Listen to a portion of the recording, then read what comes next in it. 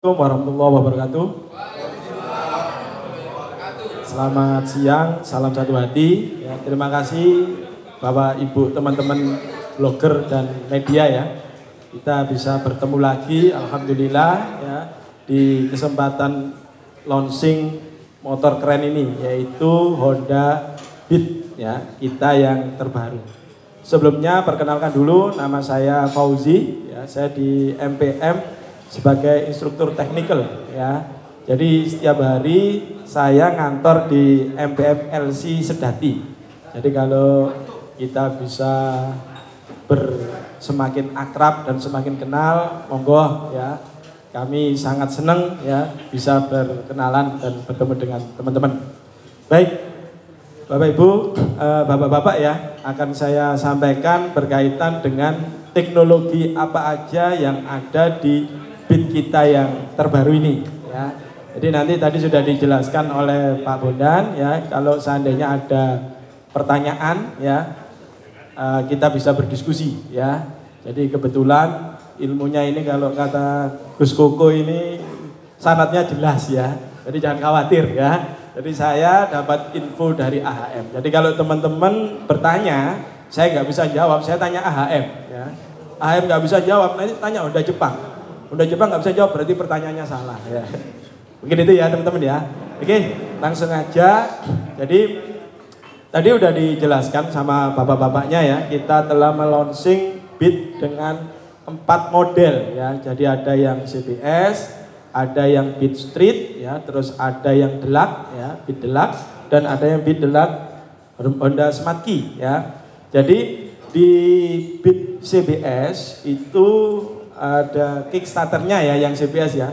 Untuk yang ketiganya tidak ada, tapi jangan khawatir karena di situ ada indikator baterai ya, yang pastinya akan membantu konsumen ya lebih aman, lebih nyaman ya, karena nggak sampai baterainya itu akan drop. Nah itu nanti akan saya jelaskan detail teman-teman. Nah secara tampilan ya memang berubah ya dari depan dan belakang ya, lebih compact ya, terus juga lebih elegan.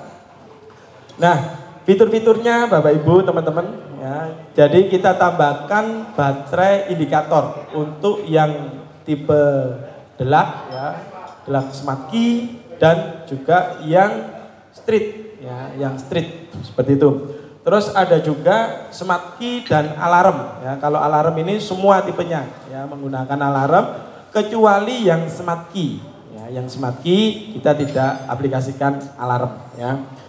Terus berkaitan dengan lampu, yang depan sudah menggunakan LED headlight ya. Itu adalah fitur-fitur yang kita improve dari Beat kita yang terbaru ini teman-teman ya.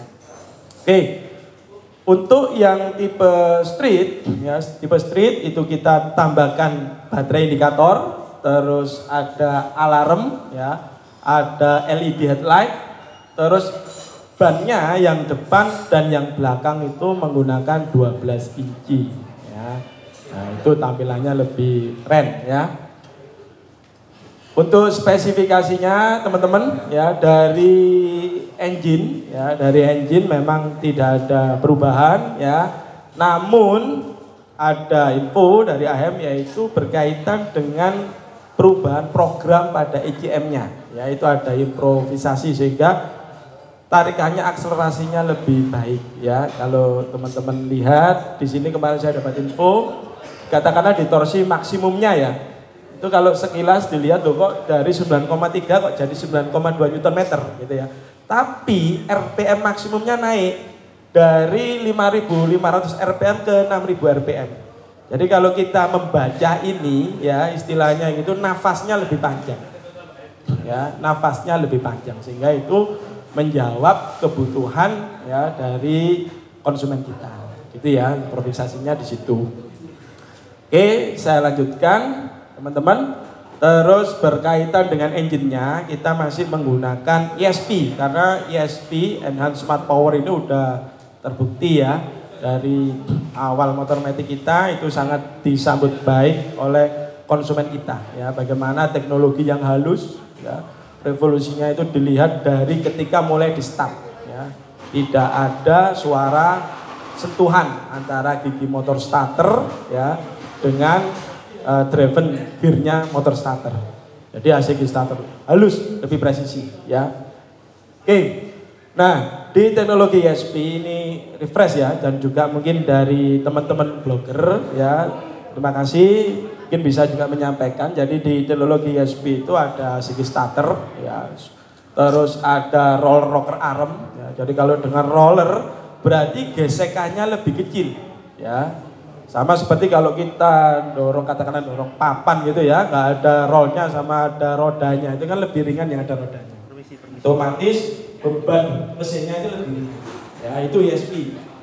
Ada lagi leg wide piston, pistonnya itu ringan ya, pistonnya lebih ringan, terus pneumatic dan transmission case, terus ada tumble squash ya di ruang bakarnya ya, lebih compact, dan offset cylinder dan spinning sleeve. Spinning sleeve itu membantu proses pendinginan.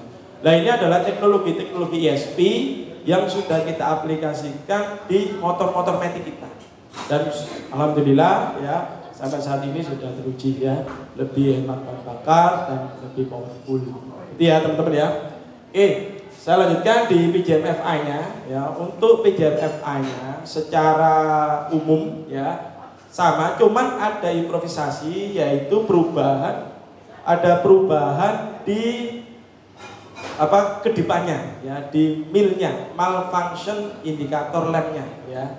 Ada perubahan di malfunction indikator lampnya. Jadi yang tadinya VS sensor itu kalau ada masalah dia berkedip 11 ya, di motor kita ini berkedip 66 ya. Mungkin itu bisa diinfokan ke teman-teman ya, ke konsumen kita ya, sehingga menambah wawasan daripada konsumen kita. Oke ya. Nah, di frame kita akan bahas berkaitan dengan roda ya, terus rak ya, dan wind protection. Rodanya untuk yang Beat Street ya teman-teman ya. Beat Street ini ada perubahan dari 14 inci ke 12 inci untuk peleknya ya, sehingga lebih stabil ya, itu menjawab kebutuhan daripada konsumen kita untuk yang Beat Street ya, sehingga lebih manly seperti itu ya teman-teman ya. Ini kalau ada yang bertanya langsung aja mungkin ya, karena kita terbatas oleh waktu ya, kita bisa berdiskusi di sini. Terus di raknya, nah ini ya, raknya ini ada perubahan, jadi dia lebih lebar 15 mili ya untuk raknya yang sebelah kiri, dan lebih dalam ya, sekitar 38 mili ya kedalamannya, sehingga cukup untuk botol air mineral. Itu di sebelah kiri ya. Untuk di jarak antara lutut ya dengan inner cover itu juga lebih lebar ya, space-nya lebih panjang, selisih 9 mili ya, sehingga menambah kenyamanan dalam kita berkendara. Seperti itu ya teman-teman ya. Nah, terus ketika diuji dengan KFD analis ya, ketika seorang pengendara terus melewati angin ya, jalan itu untuk aerodinamikanya lebih baik, aerodinamikanya ya. Jadi di kaki ini dilihat itu yang warna hijau itu berarti dia tidak kena angin ya. Kalau yang sebelumnya itu di sekitar betis ini kan yang warna biru itu masih kena angin ya, itu jadi menambah kestabilan dalam berkendara. Seperti itu ya teman-teman ya. Jadi itu perubahan desain di cover-covernya. Oke, mungkin ada tanya kan? Jelas di electrical systemnya. Nah ini ya, ini mungkin nanti banyak yang kita gali di sini. Yang pertama adalah di panel instrumennya, di meter kombinasinya. Untuk yang tipe sporty ya, itu ada tambahan indikator baterai ya, khusus yang tidak dilengkapi dengan kick starter ya. Itu ya, jadi di Beat Street dan yang gelap itu ada indikator baterai ya, sehingga lebih menambah kenyamanan daripada pengendara. Seperti itu. Terus ada juga alarm ya untuk yang tipe delak ya, tipe delak dan CBS, dan juga yang street ya dilengkapi dengan indikator alarm ya.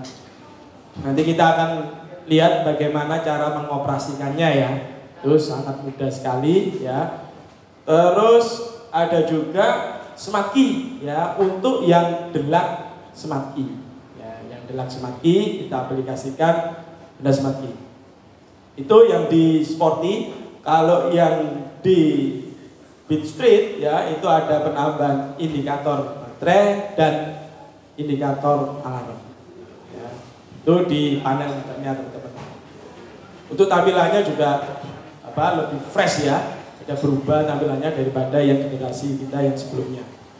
Oke, nah di indikator baterai teman-teman. Nah indikator baterai ini akan sedikit saya sampaikan ya, karena ini juga saya berterima kasih dan bersyukur bisa bertemu dengan teman-teman blogger ya, bisa nanti atau media ya, bisa nanti menginfokan ke konsumen-konsumen kita. Bagaimana cara membaca indikator baterai ya? Jadi begini teman-teman, sebelumnya kalau kita perbedaannya ya, kalau saya ngomong ya, antara indikator baterai yang ada di motor kita, katakanlah dengan di mobil ya, itu berbeda cara baca. Kalau di mobil kan juga ada indikator baterai ya. Ketika kita kunci kontak on, indikator baterai akan nyala kan. Begitu mobil kita starter, indikator baterainya akan mati ya. Tapi ketika dia nyala, berarti ada masalah di sistem pengisiannya. Itu ya kalau di mobil ya. Tapi kalau di motor kita tidak ya. Ketika kita kunci kontak on dan indikator baterai nggak nyala dan motor bisa di starter, berarti itu baterainya dalam kondisi normal. Jadi kami ya, ketika kita kunci kontak on, indikator baterai tidak menyala dan motor bisa kita starter, berarti itu baterai dalam keadaan normal. Nah, ketika kita kunci kontak on, indikator baterai akan menyala dan motor bisa di starter, ya motornya bisa di starter. Itu berarti peringatan, teman-teman ya. Berarti di situ ada peringatan. Nah, apa yang harus dilakukan oleh seorang konsumen ya atau user daripada kita? Yang pertama itu adalah mematikan ISS. Jadi ISS-nya nggak bisa difungsikan dulu ya. Terus yang kedua segera bawa ke AHAS. Ya, nanti mekanik-mekanik kami akan melakukan analisa lebih lanjut ya berkaitan dengan kondisi baterainya. Terus tadi disampaikan oleh Pak Bondan bahwa baterai itu ada lifetime-nya ya kan. Terus berkaitan dengan tegangan pengisiannya dan juga berkaitan dengan kebocoran arusnya. Seperti itu. Itu ya teman-teman ya. Terus ya Mas Bogo. Nyala ini ECM mendeteksi tegangan baterai 11,6 volt dan motor masih bisa di starter ya 11,6 volt, itu maka indikator baterainya akan dinyalakan. Jadi kontrolnya di ECM ya, di ECU-nya, di ECM, engine control modulnya. Nah, setelah itu teman-teman, ketika motor posisi jalan, tentunya kan ada pengisian ya. Pengisian katakanlah tegangannya naik jadi 14 volt karena di situ terjadi pengisian ketika mesin bekerja. Itu indikator baterai masih nyala. Jelas ya? Indikator baterai masih nyala. Katakanlah orangnya dari Surabaya ke Sidoarjo, perjalanan jauh, otomatis kan baterainya ngisi terus kan. Akhirnya yang tadinya 11,6 naik jadi 12,4 ya karena perjalanan kurang lebih 1 jam. Dan ketika itu di-off-kan, di-on-kan lagi, sudah enggak nyala. Jelas ya teman-teman ya? Itu cara kerja daripada indikator baterai. Tuh. Nah, ketika dikunci kontak on, terus indikator baterainya itu nyala, tapi nggak bisa di starter. Nah, ini berarti menandakan bahwa baterainya ini sudah di bawah 11,6 volt. Ya, seperti itu teman-teman. Jelas ya? Nah, baterai-baterainya ini juga tak tolong kami untuk memblow up ya istilahnya. Itu berbeda-beda teman-teman, antara yang Beat Deluxe, terus antara yang Beat CBS ya dan yang Beat Street. Kalau kita lihat ya, itu di tipe baterainya ada yang menggunakan 5Ah, ada yang menggunakan 3Ah. Nah, bedanya di mana? Jadi gini ya. Kami ya ketika melaunching Honda Beat ini tentunya kan sudah melalui banyak tahap uji coba ya berkaitan dengan safety dan kenyamanan daripada baterainya. Nah, yang dilengkapi dengan fitur ISS, Idle Stop System, itu kapasitas baterainya lebih besar. Jadi itu ada 5 Ah ya untuk yang tipe delak smart key dan yang tipe delak ya. Terus yang tipe CBS dan yang tipe street itu 3 Ah ya. Jelas ya, kapasitas berbeda ya, istilahnya tandonnya itu beda ya. Kalau kita kamar mandinya banyak, kerangnya banyak, tentunya tandonnya kan lebih besar ya. Kalau kita kebutuhannya sedikit ya tandonnya lebih kecil. Jadi benar-benar menyesuaikan dengan kebutuhan. Itu di indikator baterainya. Jelas ya, teman-teman? Oke. Saya akan lanjutkan lagi di fitur smart key-nya. Nah, di fitur smart key-nya teman-teman ya, itu di Honda Smart Key-nya kita mengaplikasikan satu tombol ya, satu tombol. Jadi kalau kita lihat di sini teman-teman, itu hanya tombol on off smart key ya, yang di aspek-nya tidak ada ya. Jadi satu tombol. Terus nah, di sini di smart key juga kami juga butuh ya, kemarin di waktu kita launching stylo pun juga sudah saya sampaikan ya, edukasi untuk konsumen kita ya. Ketika kita kunci kontak on, indikator smart key-nya itu berkedip 5 kali. 1, 2, 3, 4, 5 terus nggak berkedip lagi. Itu menandakan bahwa baterai yang ada di remote ini sudah waktunya diganti. Ya, jadi itu menginfokan. Kita tolong, ini edukasi ya. Edukasi itu sangat baik sekali karena supaya konsumen kita lebih nyaman. Warna di ini, di indikator di yang ada di speedo. Indikator smart key-nya akan berkedip 5 kali. Itu menandakan bahwa baterainya ini udah mulai turun ya. Terus lupa berapa itu lifetime-nya baterai ya, tentunya kalau lifetime baterai itu kurang lebih 2 tahun ya. Tapi semuanya tergantung dari pemakaian ya. Misal ya teman-teman ya, kalau di area dia kan kerjanya di area 2 meter antara remote dan unit ya. Katakanlah ada user ya yang mematikan motor, terus meletakkan remote ini masih jarak 2 meter ya. Itu akan mempengaruhi usia baterai ini. Jelas ya. Jadi diparkir, pulang malam-malam, terus orangnya capek, remote-nya ditaruh di konsol box, tapi ini nggak di off kan.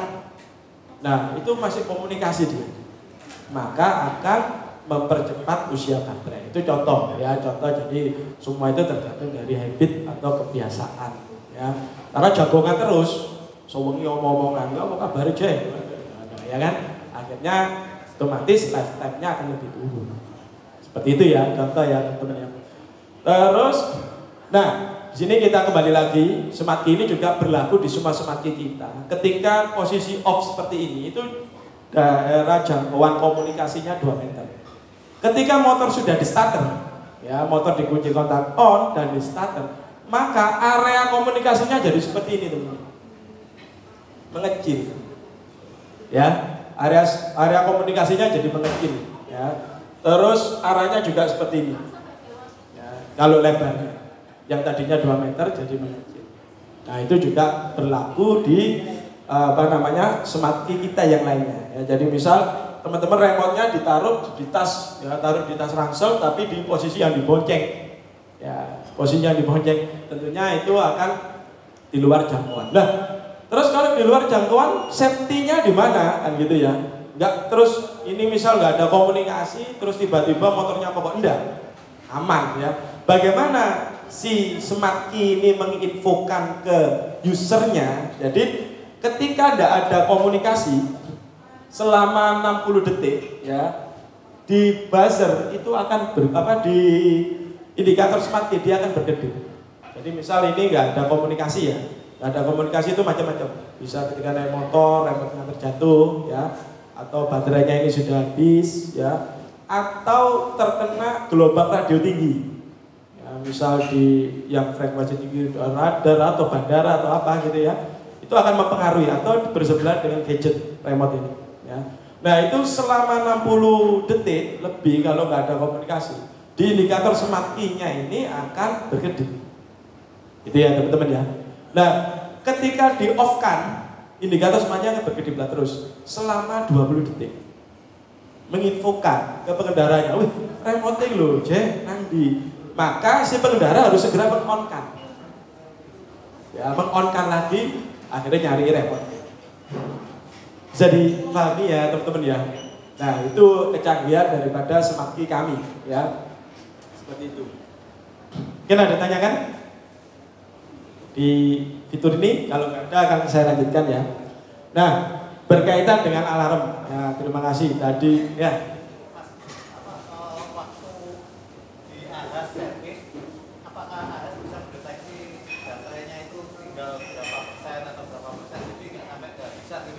Oke, terima kasih Mas Koko ya. Jadi deteksi awalnya tadi ya itu di Honda Smart Key-nya ya. Ketika kunci kontak on, Honda Smart Key-nya berkedip 5 kali, berarti tegangan baterainya ini udah turun. Gitu ya. Kenapa? Karena pencahayaan LED-nya ini tetap sama. Ya, seperti itu Mas Koko. Jadi deteksinya itu yang mendeteksi itu langsung smart control unitnya. Ya, smart control unitnya dia menerima frekuensi dari remote-nya ini. Dia bisa membaca, oh ini remote-nya apa frekuensinya kok nggak sekuat biasanya, maka dia akan memunculkan kedipan 5 kali. Seperti itu Mas. Itu sudah kita edukasikan di seluruh ASITA. Jadi mereka ketika servis pasti melihat indikator smart key pada speaker. Oh no. Oke, jelas ya. Oke ya, oke sekarang kita ke alarm ya. Jadi alarm ini diaplikasikan di yang tipe CBS, delak ya, dan yang street ya, delak yang delak ISS ya, bukan yang delak smart key. Nah, cara mengaktifkannya bagaimana? Jadi gini teman-teman, cara mengaktifkannya itu mudah ya. Kita on off 2 kali, tidak boleh lebih dari 3 detik. Jelas ya, jadi begini. Kita on, off, 2 kali. Nah ini akan buzzernya akan bunyi sekali, tit, gitu. Terus indikator alarmnya akan menyala. Ya, indikator alarmnya akan menyala. Nah, dia di sini akan kalibrasi selama 1 menit. Ya, dia akan kalibrasi selama 1 menit. Nah, di 1 menit berikutnya baru alarm akan berfungsi. Jelas ya? Nah, bagaimana dia mendeteksinya? Deteksinya itu menggunakan G-sensor. G-sensor, sama kayak di handphone kita kan ada G-sensornya ya. Kalau kita bisa miringkan, ditegakkan G-sensor. Nah, itu ada di mana? Ada di dalam alarm control unitnya. Jadi satu dengan alarm control unit. Jelas ya? Bisa dipahami ya? Nah, terus berkaitan dengan apakah tidak menguras tegangan baterai? Enggak ya, karena itu 0,03 mA. Nah ini sudah 1 menit, dia sudah ready. Jelas ya? Dan ini sudah diimplementasikan di tipe kita yang lain, yang sudah ada alarmnya. Ya, jelas ya? Jadi aman untuk konsumsi baterainya. Nah, terus katakanlah ketika konsumennya itu sudah diaktifkan alarm, terus motor nggak dipakai Mas, ditinggal layar ya, atau ditinggal umroh ya kan, itu ternyata setelah 10 hari maka standby alarmnya itu akan mati sendiri. Jelas ya? Itu untuk menghemat baterai. Bisa dipahami ya teman-teman ya.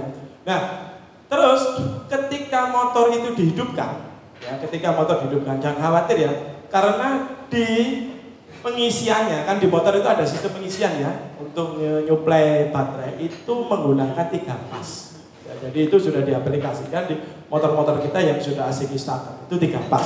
Artinya apa? Arus pengisiannya lebih tinggi ya. Itu juga untuk membackup fitur-fitur kita, misalkan kayak di smart key-nya ya, di alarmnya, atau di ISS-nya. Seperti itu ya teman-teman ya. Nah, kembali lagi ya, tadi sudah dijelaskan juga oleh Pak Bondan ya, berkaitan dengan baterai. Baterai itu kan memang ada lifetime ya, ada waktunya ya. Kalau kita pelajari kan ada SOC itu ya, jadi kapasitasnya akan turun. Jelas ya, kapasitasnya akan turun. Nah, itu juga akan mempengaruhi. Terus yang terpenting teman-teman ya, karena kami bertemu dengan teman-teman sangat bersyukur, kita bisa mengedukasi konsumen kita. Yang terpenting itu adalah pemakaian, habit, kebiasaan. Itu juga mempengaruhi ya usia daripada baterai. Ya misal ada konsumen nggak tahu ketika mematikan motor itu tidak dikunci kontak off, tapi di standar samping, ya kan? Nah itu sering terjadi. Nah itu kami minta juga teman-teman untuk memblow up itu, mengedukasi bagaimana tips-tips supaya baterai itu awet, ya kan? Nah di situ maka akan lebih cepat menguras baterai. Atau pemakaian jarak pendek. Pemakaian jarak pendek dan pemakaian jarak jauh itu mempengaruhi usia baterai. Kenapa? Karena pengisiannya nggak lama. Bisa dipahami ya teman-teman, sama kalau jenengan ngecas baterai ya belum 90% jabut, belum 90% jabut, itu juga akan mempengaruhi SOC-nya baterai. Bisa dipahami ya teman-teman ya, itu banyak juga terjadi. Atau, nah ini yang seringnya tadi sama kayak tadi, ketika motor dimatikan, Honda Smart Key-nya ini masih dalam jangkauan 2 meter, ya, dan posisinya lah warna hijau, jelas ya. Nah ini komunikasi terus, itu akan mempercepat usia baterai pada remote dan juga baterai pada sepeda motor. Seperti itu ya teman-teman ya. Jadi beberapa edukasi itu harapannya bisa sampai ke konsumen. Jelas ya? Oke. Mungkin ada tanyakan? Ya, di indikator apa di cas ya, fitur charging. Nah, di fitur charging ini kita menggunakan adaptor ya. Jadi namanya power outlet ya. Kita menyediakan sama seperti kita pakai adaptor. Jadi kalau ngecas HP-nya pakai adaptor, tidak seperti yang tipe A ya. Kalau tipe A kan nggak pakai adaptor. Kelebihannya apa? Jadi kelebihannya konsumen bisa menyesuaikan ampernya untuk gadgetnya. Seperti itu. Ya. Jadi ada tambahan adaptor. Itu di semua tipe kita. Ada di sebelah kanan console box. Oke, nah ini edukasinya teman-teman. Edukasinya adalah ketika kita posisi ngecas itu diharapkan ya engine-nya hidup. Jadi bukan power bank ya, punya kotak on yang ngecas ya. Akhirnya handphonenya baterainya terisi, akhirnya turun ya kan tegangannya seperti itu. Jadi kondisi mesin hidup. Bisa dipahami ya, karena memang ini hanya melengkapi kebutuhan, tidak sebagai pengecas utama. Pengecas utamanya tetap charger HP-nya. Seperti itu ya teman-teman ya. Jadi edukasinya seperti itu, ketika ngecas diharapkan mesinnya dalam kondisi hidup. Supaya apa? Supaya aki pada motornya itu tidak soak ya. Seperti itu teman-teman. Oke, saya lanjutkan lagi. Nah, berkaitan dengan tampilannya ya. Untuk lampu depannya menggunakan LED. Ya, lampu depannya. Terus yang belakang ya, yang sebelumnya kan ada lampu plat nomor ya. Ini udah nggak ada lampu plat nomornya. Kenapa? Karena lampu belakangnya itu ada sisi di bawah itu, jendela itu ya, sehingga itu sudah mengcover lampu plat nomor. Jadi lebih compact lagi, lebih efektif lagi. Jadi ya teman-teman ya. Oke, selanjutnya terima kasih. Ada yang tanyakan?